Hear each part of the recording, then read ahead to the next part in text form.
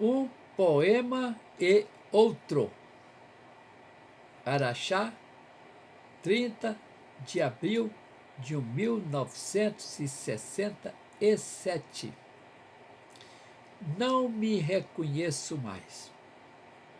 Quem fez este poema foi outra pessoa. Ainda que assim eu me justifique por haver sofrido muitíssimo. O título do poema não atinge senão a superfície histórica dos acontecidos. Nos dias atuais, eu tenho uma profissão de fé diametralmente oposta àquela de 1967. Conquanto me cause vergonha confessá-lo, também não fugirei de sua autoria. A gente, ser humano, sofre desenganos, encontra o fio da meada, recomeça cada dia a mesma trilha e segue vivendo e aprendendo a viver. Acreditem, se quiser, mas eu era um ateu protestante. Eu não tinha sossego e lutava minhas escaramuças com incansável denodo. Devido à minha crença de que eu tinha o livre-arbítrio, eu batia de frente com qualquer um e também, é claro, com a minha namorada. A minha namorada não era Maria vai com as outras.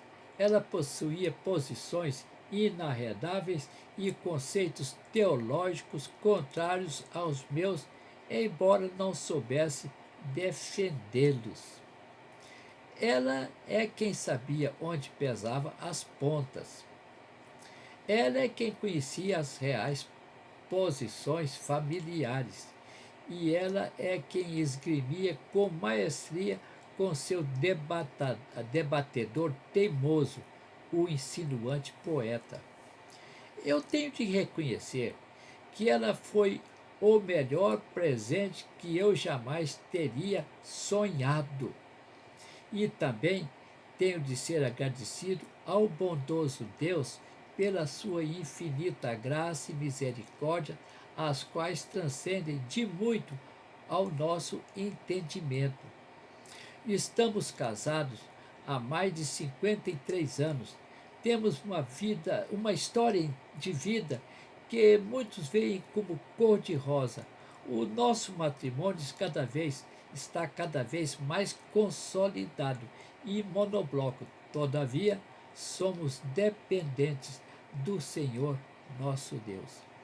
Naquele 10 de abril de 1967, como seria de prever, voltei à carga e, com as minhas baterias especulativas, tentei convencê-la de que ficássemos noivos e nos casássemos logo que possível, e ainda antes do final daquele ano.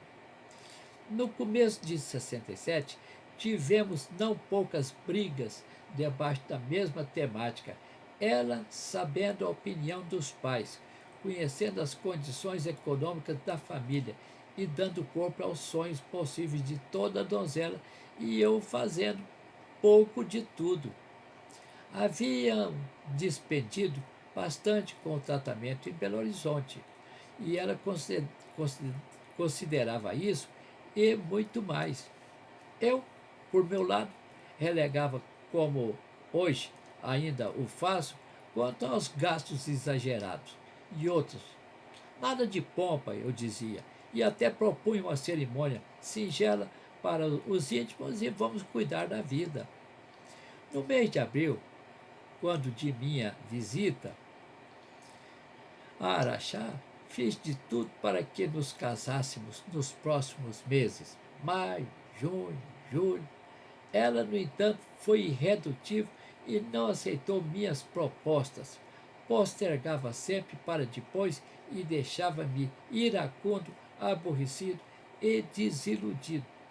Todas as moças e suas histórias de casamento, na minha visão, tinham um desenlace coerente muito conhecido. Elas queriam marcar logo a data e tratar dos preparativos. A minha namorada, ao contrário, não se apressava e nem dava alento aos meus apelos. Ela era dura, racional, fria e determinada. E eu, francamente, era e sou reacional, instintivo, emocional, sonhador e atirado. Ela, a professora de matemática, e eu de biologia, de química e senhor das fantasias, dos sonhos, das criações e dos poemas. Ela, a consagração de Descartes nas suas coordenadas, e eu, o inventor da vida, da coragem e da fé. Talvez essa dicotomia, essas oposições, essas inquietações, esses desafios íntimos, esse balancear da estabilidade e instabilidade, esses riscos subjacentes à paz e à tranquilidade fossem os elementos ou ingredientes necessários na vida de cada um de nós. Penso e creio que desde o primeiro momento essa diferença entre céu e terra nos atraiu, nos encantou e nos marcou de modo indelével e recíproco. Exatamente no dia 10 de abril de 1967, fiz este poema, pouco conhecido dela, porém representante perfeito de meu estado de alma naquela noite. Hospedava-me com Totônio e Elmira quando em Araxá. Eram meus amigos desde a primeira visita à cidade. Acolheram-me e deram guarida às minhas frequentes idas e vindas. Seus filhos, Afrânio, Ildete e Luiz, secundavam os pais com a mesma fidalguia. A casa deles era minha casa, em Araxá.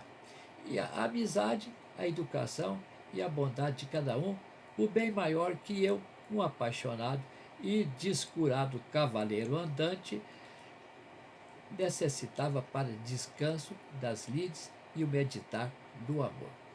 Naquele dia, de tantos desencontros, resolvi voltar para Goiânia imediatamente.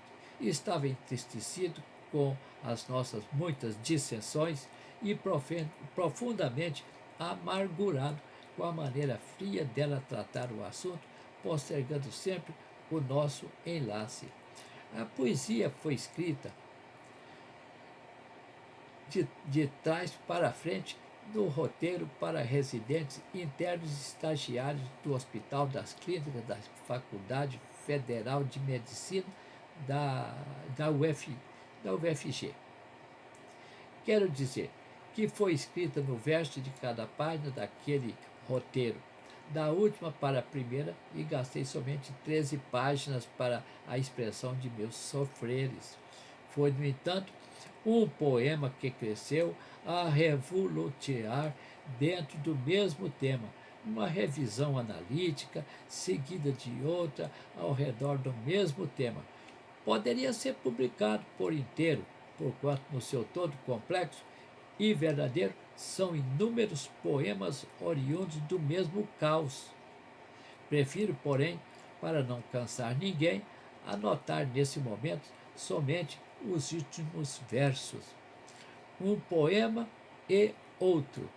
30 de abril de 1967, Araxá. Partirei. É necessário, mas vou chorando. Um pranto que nunca chorei. Lágrimas verdadeiras de amor verdadeiro, lágrimas que escorrem dos olhos e da alma. Lágrimas que jamais se acabarão enquanto eu estiver longe de ti. Lágrimas santas e justas do choro que me restou depois de tudo. Poesia viva e rude testemunha desse hoje e dessa crise de amor. Poema repicando outro repique, repique do repique de ti. Poesia redundante a soletrar carência, a repetir urgência com letras doloridas. Levanto as palavras com todos os seus pesos, espezinhos verbos e agrido flores, certamente entenderás tudo e sozinha meditarás em nós. Não necessitaria dizer nada além do que já disse, mas em mim o amor fala mais alto. Estarei esperando-te no amanhã. Partirei, é necessário, mas vou chorando, um pranto que nunca chorei. Lágrimas verdadeiras, de amor verdadeiro, lágrimas que escorrem dos olhos e da alma. Choro porque não entendes e grito porque não compreendes a necessidade absoluta de ti, do nosso enlace, de nossa integração num só corpo, numa só alma, numa só fé. Quando enfim se fizer calmaria e a vez do amor se estabelecer, então estaremos sob a mesma égide, debaixo do mesmo manto e entregues à mesma graça de Deus. Partirei, é necessário, mas vou chorando um pranto que nunca chorei.